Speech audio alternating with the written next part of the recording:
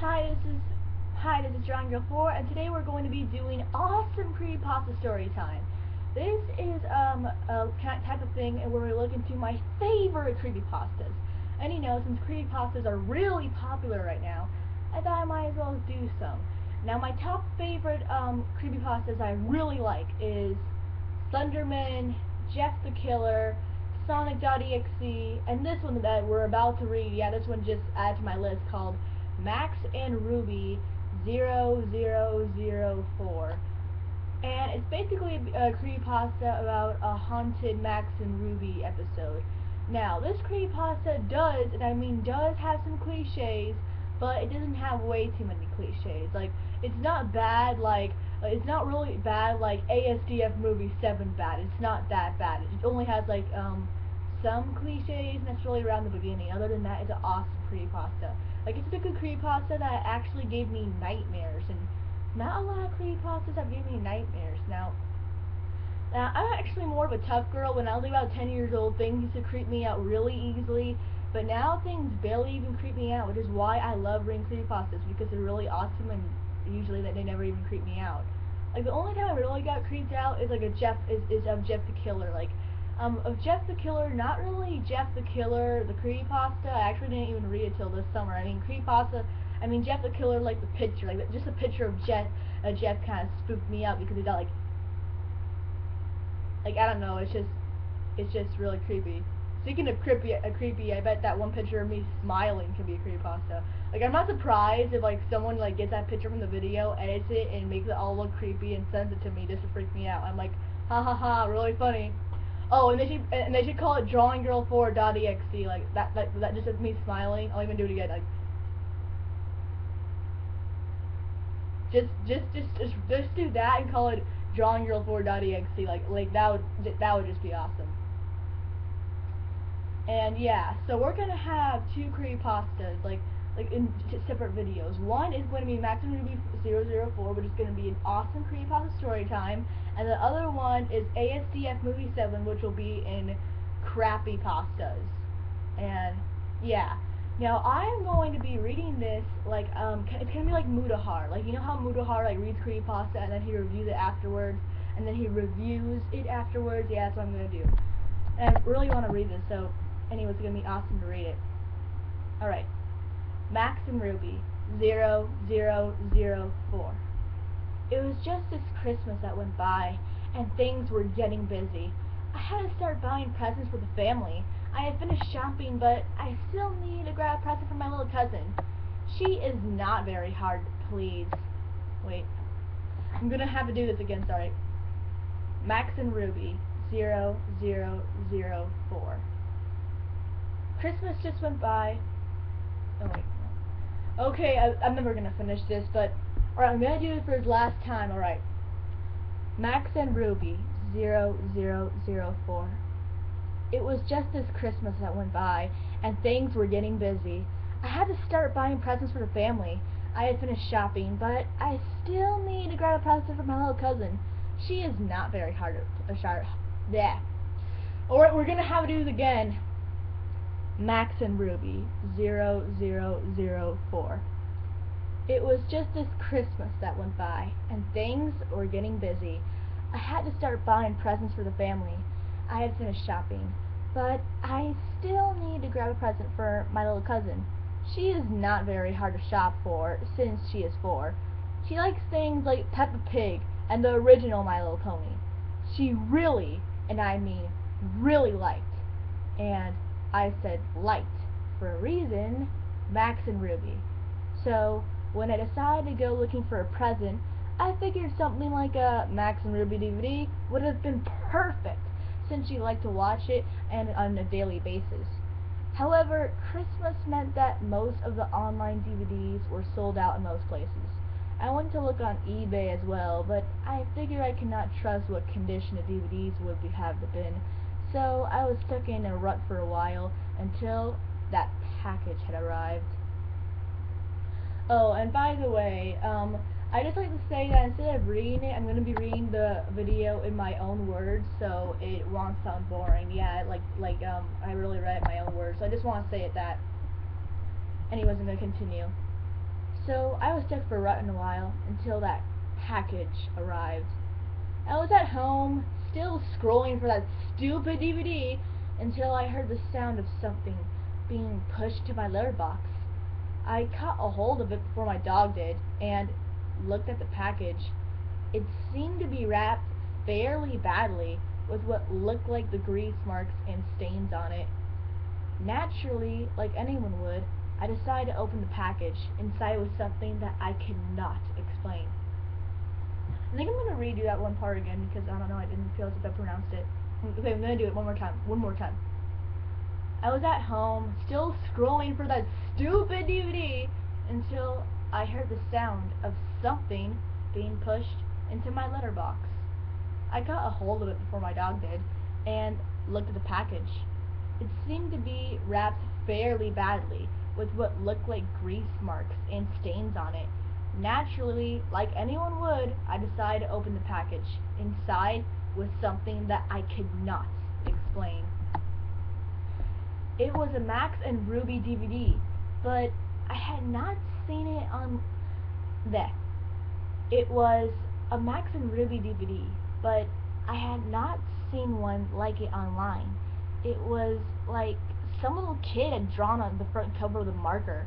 The title was just Max and Ruby, with what looked like a poorly drawn illustration of Max and Ruby in the front. There were no names or anything, but on the back it had a list of 4 episodes, all with blunt titles. Number 1, episode 0001. 2, episode 0002. 3, episode 0003. 4, episode 0004. I gave the DVD a watch over, and to my surprise, the episodes were all in perfect quality and seemed to have no flaws. It was just as if it was the real DVD, just with a homemade cover. The only thing I thought was odd was at the episode selection screen. The episodes had names, but they were all just called Max and Ruby 1, with the numbers being changed as it went down the list. The actual selection screen was just plain white screen with black text, and the episode list and nothing else. After giving it much thought, I decided to change the cover to something a little nicer by printing out a DVD cover that I had found on Google and tracked down the names of the episodes so they were labeled right. I left the episode list screen alone because I figured it was self-explanatory. Christmas went by and things were fine.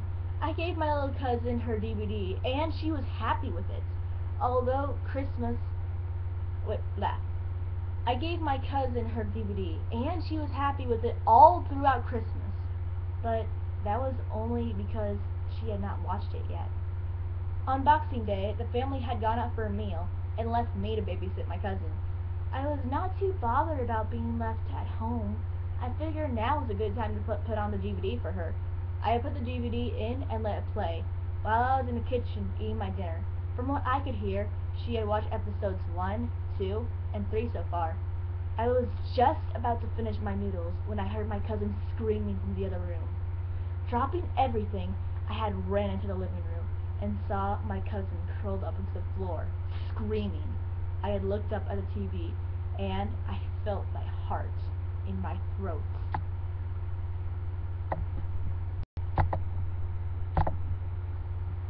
What I caught a glimpse of was the most disturbing thing I had ever seen. It was what appeared to be a frame of Max and Ruby standing next to each other in complete darkness. But what made it so horrible was their lack of faces. They had lost their noses and mouths, and their eyes were replaced with big, hollow holes. The colors were a disgusting blood red, and there was a faint static in the background.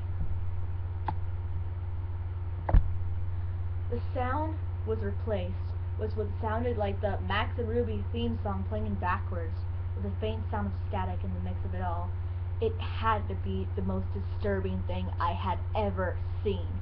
And it must have been screened for at least 20 seconds before the screen went black and the DVD turned off, which alone was weird because DVDs do not usually turn off by themselves.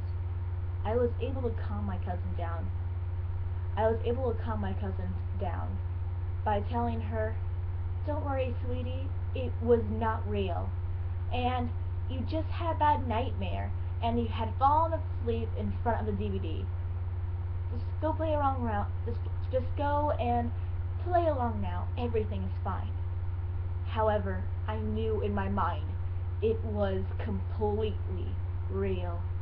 My parents had rung me and told me that they were going to be out all night, so this was going to be my best opportunity to look up at this DVD more closely.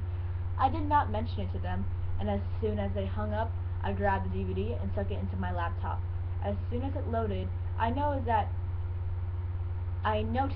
that episode 0004 had now been replaced with "Rest in Peace, Mommy and Daddy," which sent a deep chill down my back.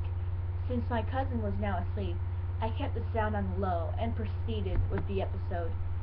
Normally, on an episode of Max and Ruby, there would be 3 short stories, but this episode only had 1. It started off quite lighthearted. Max and Ruby were just playing tag in the garden, and their parents were on the porch watching them play. However, something was off. The sound was playing in reverse, and the parents' faces were that of sadness. It panned the mother and father. In a deep voice of sorrow, the father spoke. "It's such a shame," he sighed. It then cut to a short sound of a static and a large scream followed by a sound of 2 people choking. The sounds were so realistic, it made me physically sick. The scene then switched to Max and Ruby, standing in front of what looked like a gravestone that was labeled "Rip, Mommy and Daddy." The 2 of them had no faces, and at this point, there was also no sound, apart from the faint static. This scene remained on the screen for about a minute and a half before it cut away into black. It then changed the scene again, now showing Max and Ruby sitting in Ruby's room. Both of them were sobbing. The sobs were so realistic and heart-wrenching that it sounded like it was taken from a real person mourning. What happened next was the most disgusting, yet saddest thing I have ever witnessed. The scene had changed to Max sitting in his room. He was standing on a chair with a nose hanging from the ceiling. He was standing on a chair with a nose hanging from the ceiling. He had brought it around his neck. The scene faded to black, and the static got louder. Almost instantly, it then cut to Ruby, walking in on her brother.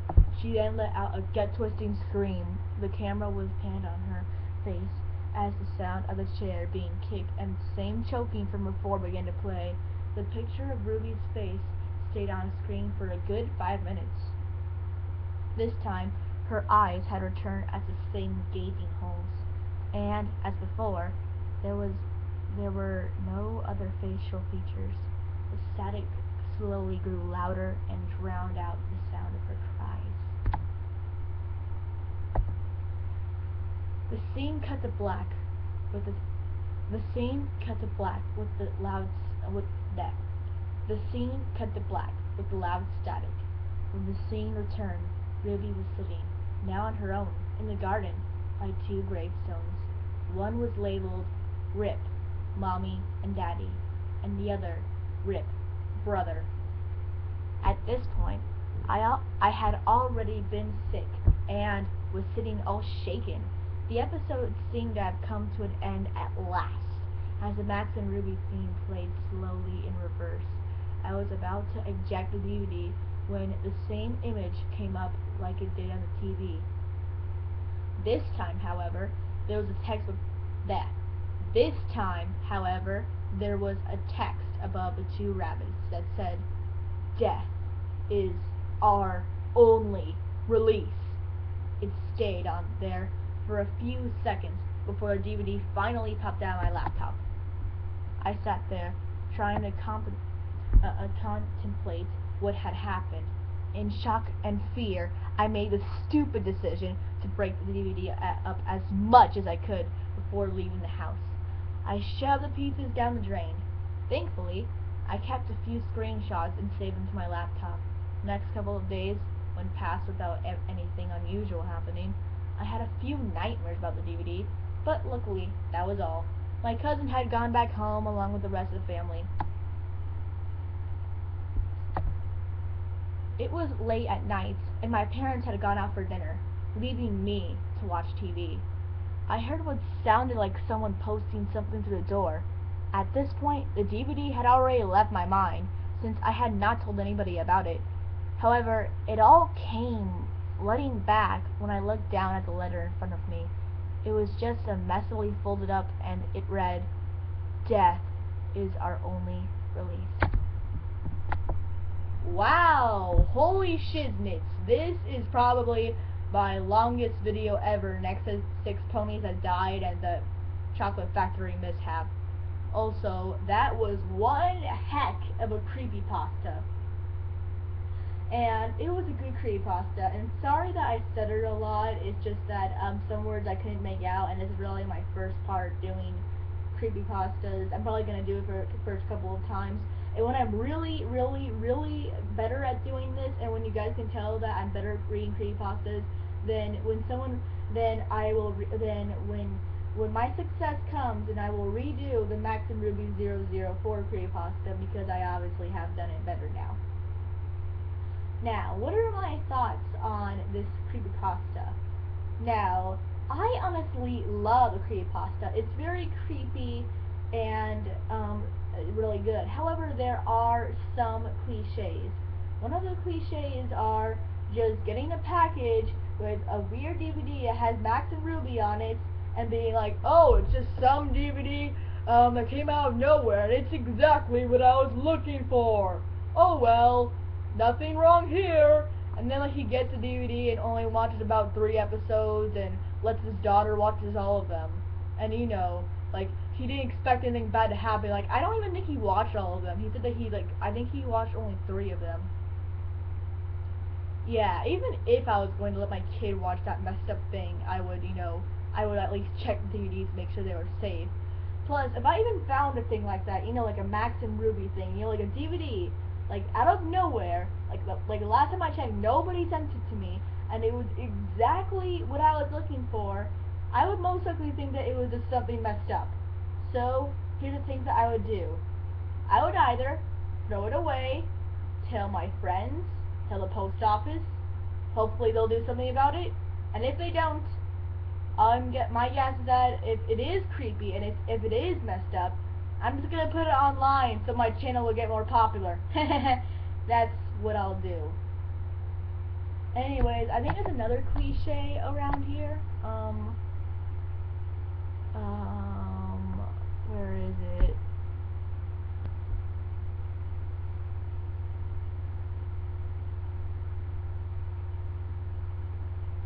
Oh, yeah. I think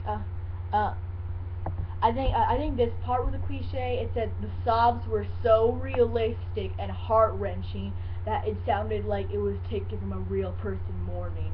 Like if you don't get how that's a cliche, like cliches are usually how someone tries their best to make it sound like something it was extremely realistic. Like they try to overdo it, like hyper-realism and all that crap.